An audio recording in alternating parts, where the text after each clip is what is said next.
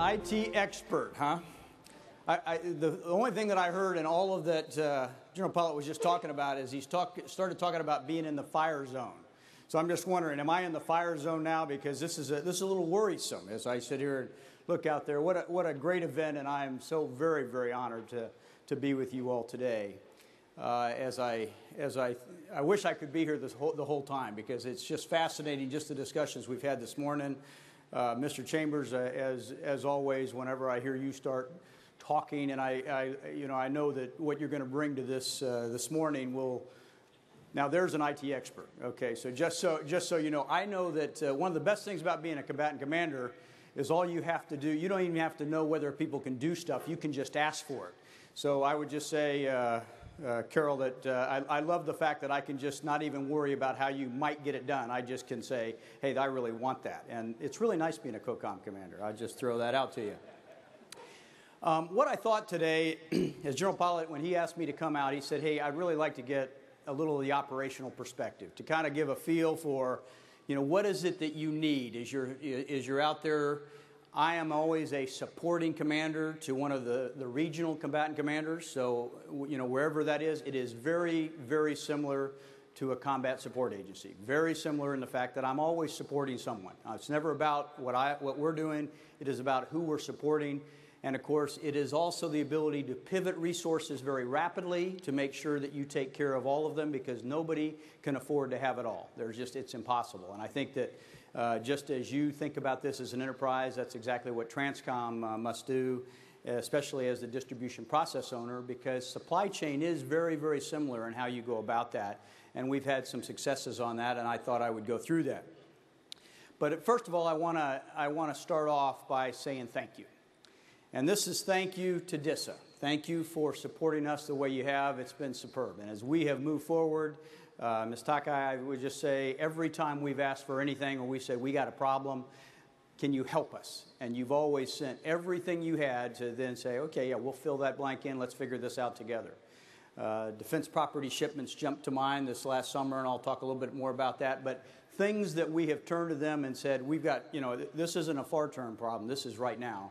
And your ability to come very quickly and together we solve a fairly complex problem for those regional combatant commanders, or the movement of forces or the sustaining of those forces has been huge. So thank you. Can everybody that is from DISA, and I understand we got a pretty good contingent. Now I do hesitate a little bit, so I'll tell General Pollitt he's not allowed to turn around. Could you all stand up? Everybody from DISA, if you please stand up. These are some real unsung heroes, y'all, and I'd like you to give them a round of applause.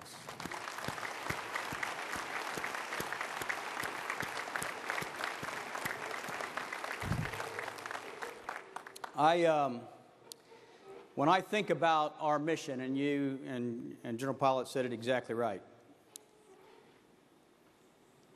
you have to think about that warfighter at the very end, that soldier, sailor, Marine, airman, Coast Guardsman, that person that at the end of there is in the fight, is in the battle, life's on the line, and if you think about, always put that at the forefront, then you'll have the right perspective.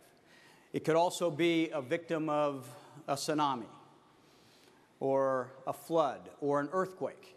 Same thing. They're there, and we must make sure that we are there to take care of them, to save lives. So I would say that if you keep that in perspective, then everything else comes together. So let me begin with, let's talk about 9/11. Because when you think about the pivotal event that has really, focused our nation, it was 9/11. And when you think about, whenever I talk about 9/11, I go, everybody knows where they were on 9/11.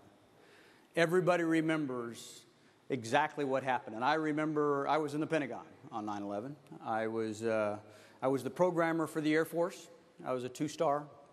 And I remember where I was when the first tower was hit. Remember being a little puzzled about, was it bad weather? Was it night? What could have happened? Small airplane. Figured it was a small airplane. And then walking back up to my office up on the 5th floor in the Pentagon, and our secretary coming in saying a second Twin Tower has been hit. And I remember at that time we knew that we were under attack. And I remember one of my, some of you all might know him, T.C. Jones was my deputy. And he goes, it was just, Barb Westgate and I were sitting there, and I still remember T.C. saying, you know, the Pentagon would make a pretty good target. And about that time, we felt the shudder. We were right around the corner, but I remember, you know, the alarms going off. I remember everybody filing out. We actually were in a secure area, so we had to, you know, put up all the classified and, you know, dial the door, and then watching everybody come out to the south parking lot. Again, I remember it like yesterday. I remember some people being fairly shook up, but other folks helping them. I thought how organized this was with fire alarms going off. And as they brought them out to the south parking lot, I remember standing right at the, you know, as you came down the stairs in the south parking lot for all of you that have done the Pentagon. And I remember as they came out, my division chiefs, without me ever asking them, I stood there and my division chiefs one by one came up and said, I've got everybody accounted for. I've got everybody accounted for but one. I've got everybody accounted for but two. And then and within about 5 minutes, I knew that we had been very lucky and had not lost anybody. Then I made one cell phone call to my wife. I remember calling her and saying, hey, I don't know how long we'll be able to have cell phones, but everybody is okay if you will let, you know, the spouse tree know that everybody in XPP are okay. And if you can get hold of my boss, who I cannot get hold of, you know, just whatever you can do to let them know that we're accounted for, I'll be trying to get hold of him as well. About that time, they told us to clear the parking lot because there was another airplane coming in. That was the airplane that went down in Pennsylvania. And they said, everybody get out of here, get across the parking lot. I remember an F-16 roaring overhead for all the guard folks out there. That was that unit out of Andrews. And I remember everybody cheering. And then about this time, I had time to reflect. And I remember, again, just like it was yesterday, at that point, getting angry. And I wasn't as angry about the attack on the Pentagon as I was on the Twin Towers, because it was the wanton killing of innocent men, women, and children that I, like everybody in uniform, had sworn to protect. And you know that day that instead of killing 33,000, if they could have killed 30,000, or 300,000, or 3 million, they would have done it. And they would do that today. And we just saw on the news this morning that threat was made more recent by the new head of Al-Qaeda. And I would just say that this really is a battle about the future of mankind. It is a battle that generations before us have taken on, but this is our time. And we have great folks that are out there across a number of enterprises, across DOD. It is industry, it is our industry partners, it is academia, it is everyone trying to figure out how do we get at this. It really is a battle about good over evil, about light over darkness, about freedom over tyranny, about hope over despair. When you think about when the nation on 9/11 looked around and said, who shall we send? Who will go for us? That young soldier, sailor, Marine, and airman that you all see raise their hand for freedom, like generations before, and said, here I am, send me. And what we have to do is make sure they get every bit of support that we can give them so that they can win. It is so very noble. And so when I think, and I talked about the DISA unsung heroes, they're back here every day trying to figure out how to help those folks out. General Petraeus, now General Allen, General Austin in Iraq, General Mattis and the other combatant commanders, myself, trying to say, how do we get at this? How do we give better support? How do we do this? But that's what you're doing. And then as we partner with industry saying, how can we work together? How do we together take advantage of what this great country, again, for the defense of freedom, that's what this is about. On 2 May, we sent an unbelievable message about how the collaboration works. And on 2 May, when we caught Osama bin Laden in his lair, and the SEAL team arrived, and one of the sisters of the victims of the Twin Towers said it very well. She said, when asked about, what do you think about this, about the elimination of Osama bin Laden? And she said, I take great comfort that the last thing that he thought about on this earth was the Americans have come. And you all know that it took 10 years for basically for that to happen, and 4 years from really the first breaks. As you all, many of you have read about the accounts and some of the breaks and the tracking and how from the intelligence, from our intelligence community to DISA, to the COM, to all of the service, to the special ops teams, to the CIA, the interagency, financial, all coming together, connecting the dots, figuring out how does this relate? How are we going to find this very evil person? How do we do that? And so DISA was right in the middle of that, right in the middle, with the help that you have provided, so it is very real. And I really I think the message that we sent to the world that day was, if you attack our people or you attack our freedom, we will come and we will change your world. Now, the other side of that is, if you're friends and allies, we will come, and we will come at your time of need. And whether that's a tsunami, or whether that's an earthquake, or whether that's floods in Pakistan, whether that's even a nuclear disaster that happens to our friends in Japan, we will come to help. And it is that part that makes me so proud of what all of our military does. And it is the fact that when you ask us, what makes me the proudest of our force, it's the fact that our young folks are so compassionate. That is their greatest attribute. And when you look at them, that's what they'll tell you about. You talk about folks that are coming back from the field, and you go visit them in Iraq and Afghanistan, or you go visit our wounded in Bethesda, or Walter Reed, or Brooks Army Medical Center. They won't tell you about their fight. They will tell you about an Iraqi family or an Afghan child. In many cases, it is about their buddy and their teams. It is about them coming together, helping others, and they are different. They know that they have ridden to the sound of the guns. They know they have been tested under fire, and they know that they have been found worthy. And so for the rest of their lives, no matter what they decide to do for the rest of their lives, they know they have put themselves out there. They raised their hand for freedom and stood up tall and protected us. So I would say that that's the part that hits me every time I get a chance to come and talk to a group like this, especially the folks behind the scenes that are the ones that enable all of this to happen. I got to go down to Brooks Army Medical Center, and I was down visiting some of the different folks that, the burn patients, and they also teach folks to use their new limbs. And I remember first seeing one guy had just come back from running on his two new legs, an E7, Army E7, great mood, big smile on his face. And I said, "How you doing?" He goes, "I'm doing great." He's pretty sweating pretty good. And I go, how's things going? He goes, "Oh, sir, I'm doing great." He says, "I've been out running, I'm in training, I've challenged the President of the United States to a race, and I'm going to kick his tail." I mean, you just go, wow.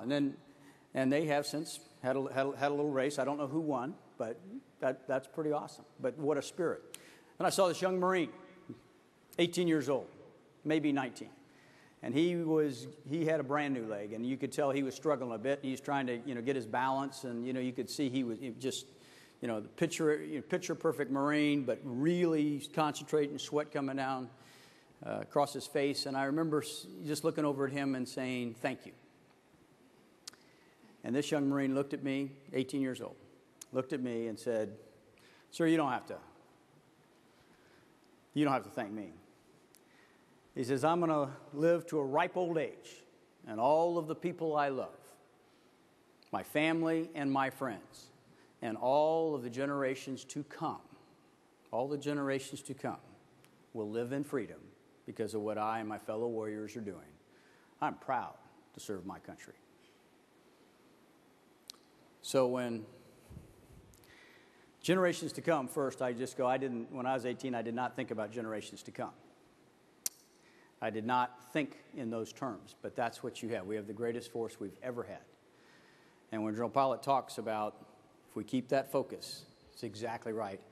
And again, my thanks to you for helping us support them the way we do to help them win.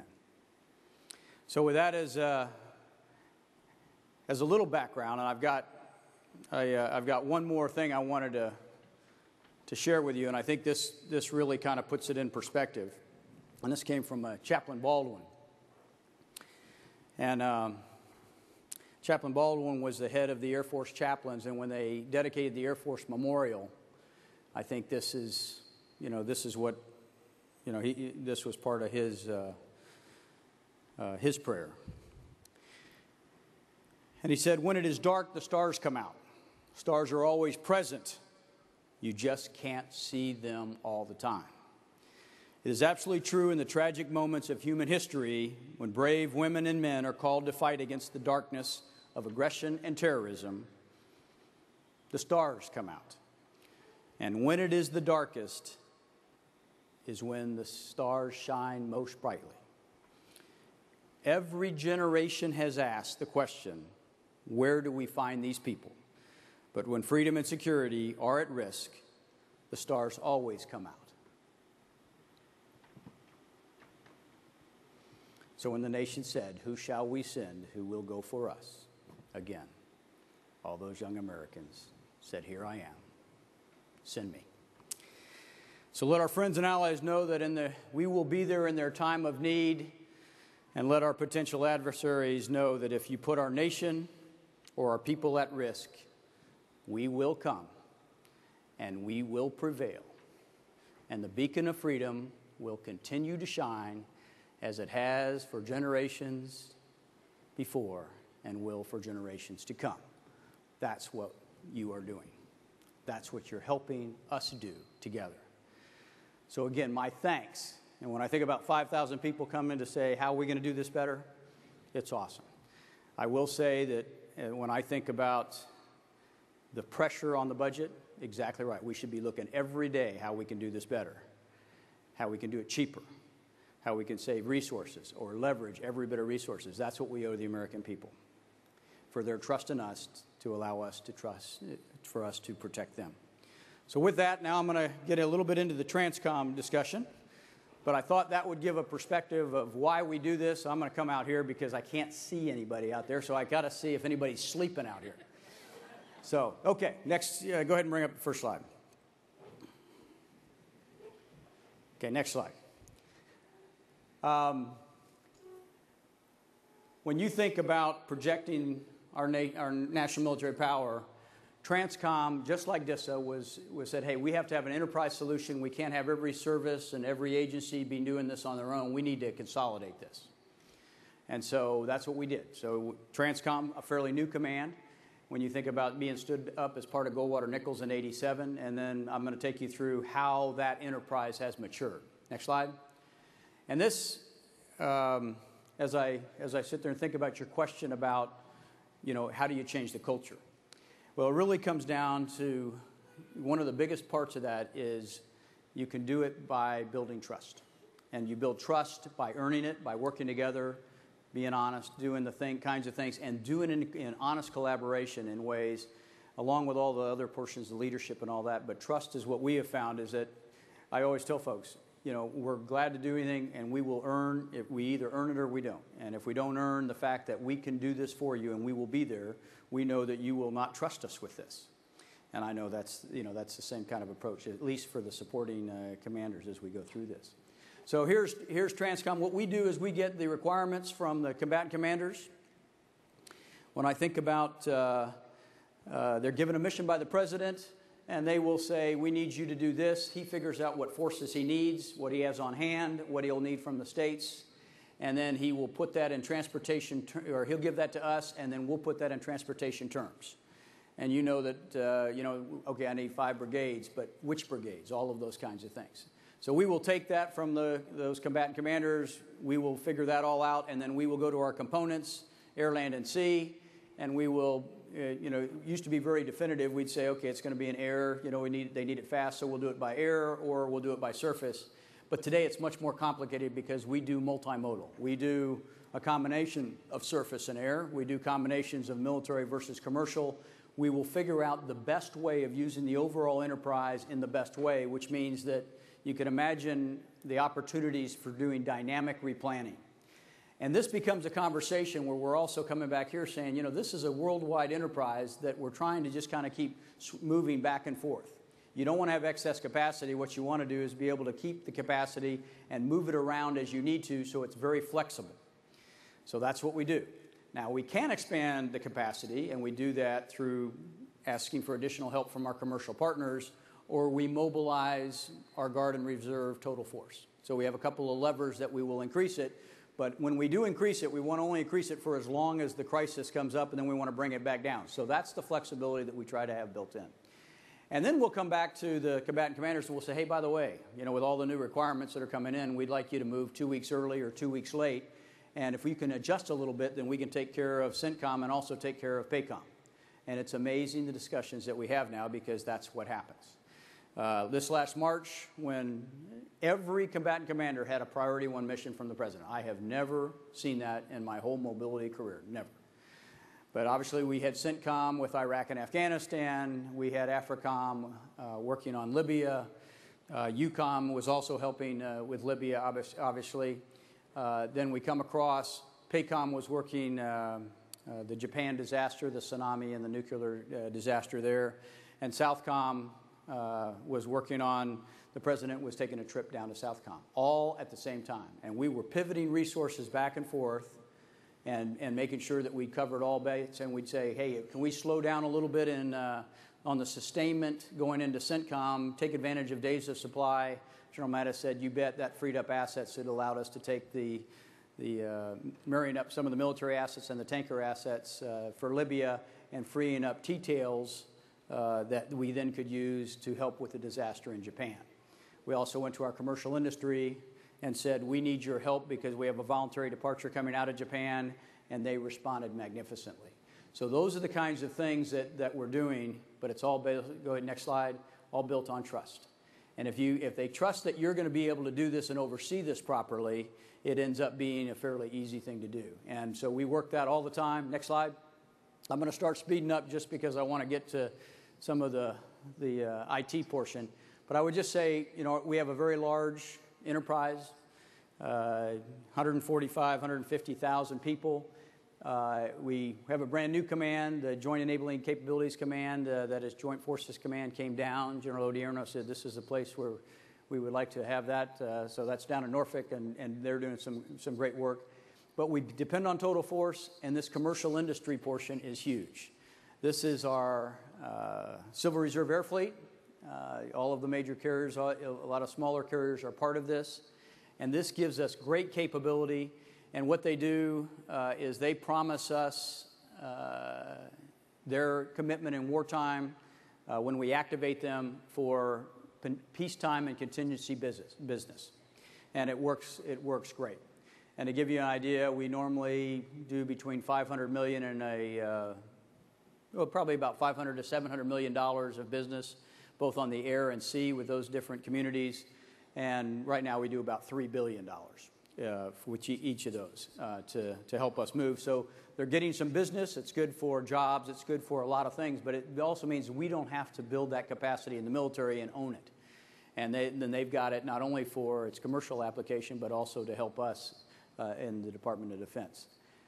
So when I say $56 billion in assets, that does not include the maritime, our maritime team, and I would just, or our air fleet, and I would say that's probably if you'd triple that if you added that in there, another $100 billion on that. So We use about $14 billion in revenue every year. That's about what it costs us to run that enterprise. And we use a working capital fund, so I get to come back at the end, and if I'm short, then I get to go to those great people in OSD, and they're always so appreciative when I'm short, and they have to make that up. Or I come back and I say, I've made a little extra, and here it is, and they take that in. It takes about a nanosecond before they take that. I just throw that out. That it is amazing, and I'll give you an example of that here in a second. Okay, next slide.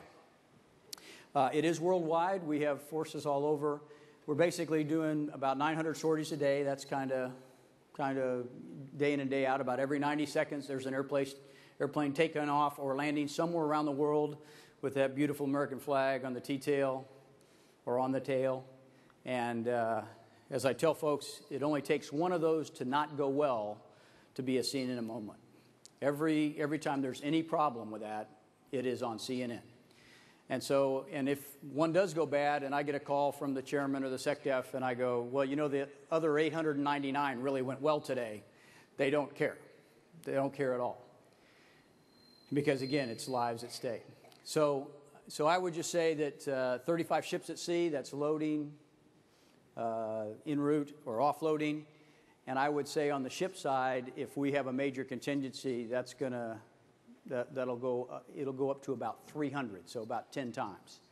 So that's the capacity we have, but we don't need it unless we have a full blown up, theater conflict, which we don't normally have. So we want to make sure that we have this day in and day out, but we can expand very rapidly, because the first things you've got to do in any of these contingencies is to build the bridges, the air bridge, the surface bridge, the air refueling bridge, the air medical bridge. So that's kind of the enterprise that we have. But it is worldwide, and allows us to move very rapidly. Some cases, these are just two people at a port, but they know everybody. And boy, it sure does pay off when something happens. And if I put our commercial partners on there, both the maritime and the air, then this thing just fills up, because they're not just bringing their platform, they're bringing their enterprise and marrying that up. It is a tremendous partnership. And again, I think it's very similar to the partnership that General Paulette absolutely depends on, because there's no way we can do this ourselves. But by partnering, there's all sorts of really good things that can happen. Next slide. I would say that when you go back in the 90s, this was our focus on our war plans. Basically, this is how far we needed to reach out, and reach out quickly. But what has happened since 9/11 is obviously that has expanded. So now we have got to push way out, and I will have you note that what was on our focus, Afghanistan doesn't even get there. So what we had been focusing on, now we have to reach much further. We got to figure out ways to touch places that we didn't have to worry about before. So it really has made a big difference. Next slide. And again, one of the things that really makes a difference is the kinds of infrastructure we have en route. Obviously, we've got to touch these different points, and this is Rota. And Rota is like the best example of the perfect place to go into. Here's the port. They're getting that set to be able to bring in an aircraft carrier, but it takes our largest ships, both the commercial and our large medium-speed ro-ro ships will come in here. They will offload. You can go right across here to a strategic ramp and load it on C-17s or C-5s. This is how we move helicopters into Afghanistan, all secure within the barrier. This is a multimodal approach that just is unbelievable, and it works slick. You can imagine how nice it is when we have this out there. But we have this kind of a port, but we also might be asked to go into a very austere location.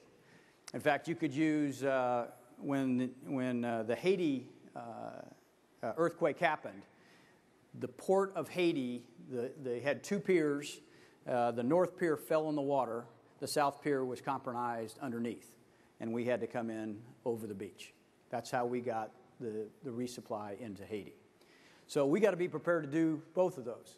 And when I was talking about those 900 sorties a day, people don't sometimes understand or quite comprehend is those 900 sorties, they might be included in there is the resupply of the South Pole at the same time that we are taking in airdrop to a forward operating base in Afghanistan under threat. Those are the kinds of varying degrees that you have to, you take care of. And I would just say that, it's the same thing on the sea lift side is we got to be prepared to take it all the way from one that's very efficient port, like a Rotterdam or a Singapore, all the way into, okay, there's no port. And we got to get the force in there for that combat commander or the joint force commander that's on the ground. Next slide. We stay pretty busy this is a given week, and I'll just say that, on the air side and the surface side, we do about 10 times, it's about 10 times as expensive to do stuff by air as it is by surface. Roughly about 30 cents a pound by surface and about $3 a pound by air, rough order. And I'll say we do about 90% of our movements are by surface and 10% by air. So it kind of passes. But everything high value obviously is on the air side. But one thing I would just point out is we move 28 million pounds of cargo a week. We move 35 million pounds of fuel in the air. We move more fuel in the air every day than we move cargo around the world. And you think about how much that means. We're pretty excited about that new tanker. That's going to make a big difference. Labor of love, moving the patients. We have a lot of no-fail missions that must go perfectly. We talked about some of that, support of special operations. I would say patient movement. I would say bringing back our fallen heroes, which you just saw this last weekend, where it has to go perfect because our folks deserve that.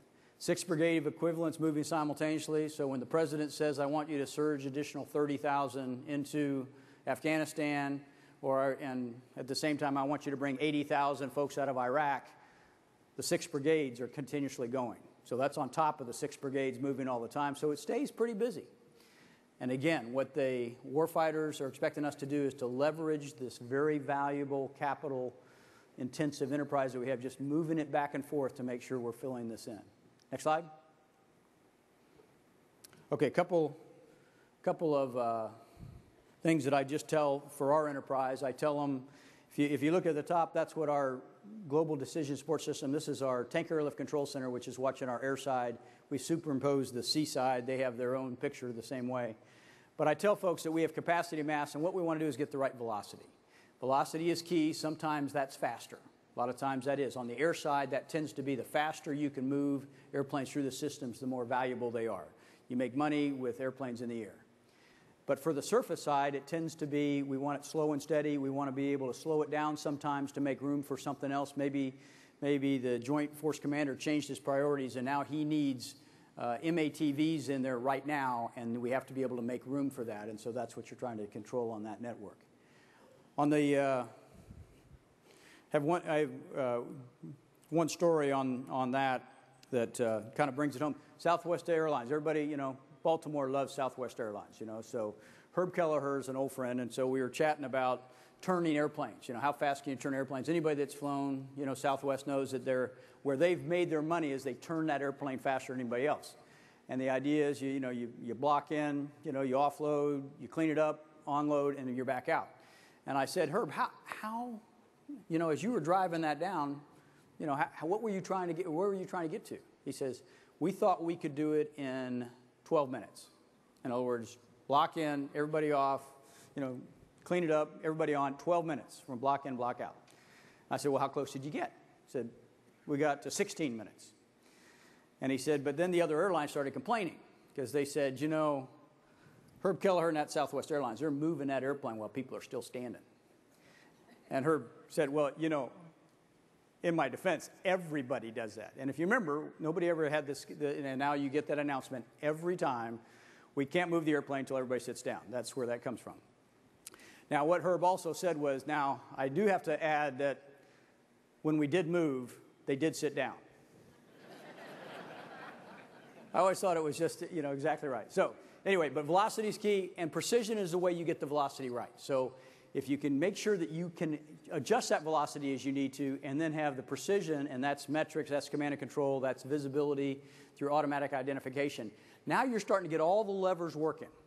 When you think about companies like Walmart or Dell, and I could use Target, I could use almost any of them, their competitive advantage is their dominance of the supply chain. And it's through these parts. And that's what we want to do, is take full advantage of industry and what they're finding, even though they don't have to worry about the South Pole, and they don't have to worry about how do I get stuff in when there's a threat. That's what we have to worry about, but the same principles apply. Next slide. And then I own forces to do the strategic movement. That's the movement from continental U.S. or between theaters to the theaters, okay? But when after 9/11, and this portion went very well, but what they really said was, like supply chain, it's really from factory to foxhole. It's end to end. At the end of this is a soldier, sailor, marine, or airman, like I talked about before. And they do not care, you know, how things get there. They care if they have it or they don't. Very straightforward, very simple. And if they're not sure they're going to have it, they're going to order another one. And if they're even, you know, and if you give them just another hesitation, they'll order another one. So we have a lot of extra stuff out there because people aren't trusting that that'll be coming their way. So you can imagine the difference if you can trust this. I would say that I have influence on all of that, but as the distribution process owner, this is where we're making a lot of money. DLA has played huge in this. Our partnership with DLA, they do a superb job. They're another, you know, unsung hero in all of this. Next slide. So let me give you an example of the kinds of savings that we get. Since 2003, when they stood up the distribution process owner, this is the kind of savings that we've gotten by consolidating between services, using surface, putting DLA forward so that we bring it up by surface from there, and then as the warfighter in theater needs it, it's much closer. We may take it from air by there, but what a difference that makes. So $5.5 billion in cost avoidance. I would just say that means that primarily we didn't have to do that using supplementals because we figured out cheaper ways of doing that. Next slide. This was what we came up last couple of years was for an investment of about $60–70 million. We could do another $500 million a year, and we could also increase velocity by the 25 to 45%. This is what we're able to do, and right now we're on track to do this. I brought up the fact that, you know, about how, now this is for OSD, I just throw this out, that when they saw this slide, I think Alan Estevez saw this slide, immediately they took $500 million off all the services. They said, hey, look, we just saw a slide that, and I said, well, you know, you didn't even mention whether or not you wanted to invest any money that allowed us to do that. Not a word about that, not a single word. So basically, we actually had it funded, but it was kind of funny how they never even thought about, oh, by the way, we got to put some money up front to be able to get that. Next slide. This is what we did last year, $3 billion when you looked at all the things. So on that $14 billion enterprise, it shows you the value of being able to bring this together, figuring out better ways to do multimodal solutions, commercial to military, surface to air, and then what a difference that makes. And I'm going to give you one example of how one of the big savings that we did. Next slide. This was MATVs, those mine-resistant, ambush-protected all-terrain vehicles. So MATVs, we were moving 500 a month into Afghanistan. That's what they could receive. We got to the AT&L, Secretary Carter, LMNR, Alan Estevez. The whole team came together and really worked hard with industry to say, hey, can we get that up to 1,000? Because these are saving lives. We need to get them into Afghanistan right away. They got to 1,000, but the theater wasn't quite ready to receive them. So we said, well, why don't we change the concept, and we'll prime the pump, and we'll begin taking them by surface to a Gulf state and go from there. So originally we were flying those all in, and from all different ways, using all different types of airplanes and flying them into Afghanistan. The average cost per vehicle, $140,000 per vehicle to move those in, all by air. Next slide. So with that little extra, we basically took it by surface to Bahrain,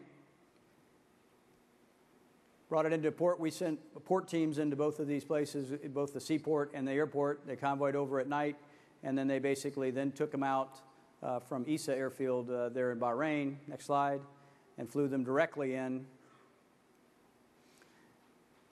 And we saved $110 million a month. So not bad. You know, even OSD would be impressed with that, you know, kind of money. That'd be almost DISA kind of, you know, level stuff. So just throw that out. And but then then we got into looking at each C-17. Well, the C-17, because it was going such short legs, you could put 5 of them on every vehicle. So every sortie now was that much more productive. So better support the warfighter because we actually delivered faster than we would have otherwise. Because now we're putting 5 on each sortie, vice 3, and the constraint was the throughput in Afghanistan. So it just shows you the value. Next slide. Here's Afghanistan, and just quickly, if you wanted to pick a place in the world and you wanted to say, hey, we're going to do a simulator and we're going to just see what you all can do, and you just want to make up a place, you'd make up Afghanistan to see how good we could do this. So landlocked, surrounded by the highest mountains in the world, and surrounded also by some very interesting neighbors. Basically 5 ways to get in. Karachi, we had 2 major border crossings, Torkham Gate, Shaman Gate, and this is how we were bringing all the stuff in. 80%, everything that was not high value, we brought in this way. We brought in by 20% by air because of the nature of Afghanistan, so higher than the normal, but everything high value, everything lethal, everything sensitive, we brought in by air. Next slide. Now, Secretary Gates, you know, when he handed me the flag to TRANSCOM, he quoted Alexander the Great in the last words of his speech to me. My logisticians are a humorous lot. They know if my campaign fails, they are the first ones I will slay. And then he said, good luck, Duncan, and came to give me the flag. To which I said, could we talk about the Slade clause just a little bit longer? You know, Slade, it's pretty serious. Next slide. But what we did is we took advantage of the fact that we wanted to open up the North, working first with General Dempsey and then with General Petraeus. He said, let's partner, let's figure out a way to do this, and let's do this together. And we used the interagency team. This is ambassadors, this is State Department, this is National Security Council. I mean, everybody played in this. And over time, this is where we sat early on, as I told you. We began to build a network that came in from the North. Number of different ways, because what we want to do is have competition on this and have lots of options as we went through it. And you can see that as we built it, got one coming in from Siberia, this became a network that didn't depend, so one country couldn't overly leverage you. There were other routes that would come, and we've allowed competition to play in this and kept it all oiled up. And I would just say, now we're sitting at 30% on the pack lock. We bring 35% in by air and 35% from the north. And the reason the air is so high is because we're doing much more multimodal. We're taking that stuff by surface way forward, and then we're just jumping it in from there. And boy, again, what a difference that's made. 47,000 containers delivered. But again, a great team effort led by ambassadors, State Department. President has engaged with other presidents on this. I mean, it has been tremendous. Next slide. And then we're doing overflight now to take advantage of going over the poles, and again, saves a lot of money, and it changes the game. It ends up, you know, saving you about 5 hours flying time, but when you put in the stops, the couple of stops you had to make before, maybe in Kuwait, maybe in Europe, as you came across, you throw that in there. It really has made a big difference. Next slide. So greater strategic effects, and really has already paying some big dividends. Next slide. Okay, I'm going to, again, take about, if you'll give me about 5 minutes, if that'll work okay. In fact, I haven't even looked. Okay, I'm at 0, so we'll zip through this. Okay, I watched this very carefully. I will just say that as we try to deliver our stuff, that idea that we will always, always deliver is key. Next slide. And so one of the things that we've done is to get those convoys off the road, as we get these forward operating bases to make sure we resupply them, we've gone up an airdrop, and so we're airdropping a lot of that sustainment to the different forces out there. We're projected to go over 100 million pounds in 2011 from 2 million pounds in 2005. Pretty huge. Next slide. And we have all the way from very high cost all the way to low cost. Obviously, we say we'll get it to you, and then we'll figure out the best way, but you don't have to worry about whether we'll get it to you. We will figure out from, you know, precision airdrop, which is you put a GPS receiver on a square chute and you fly that baby in. We'll know that we got that down when we put a Cadillac in the middle of, you know, the Super Bowl. Then we'll know that, you know, we've really arrived on that. But really a big difference. Next slide. And then the last part I'll just talk about very quickly is cyber. This is, we are on because of the nature of our business, we are on protected but not secure.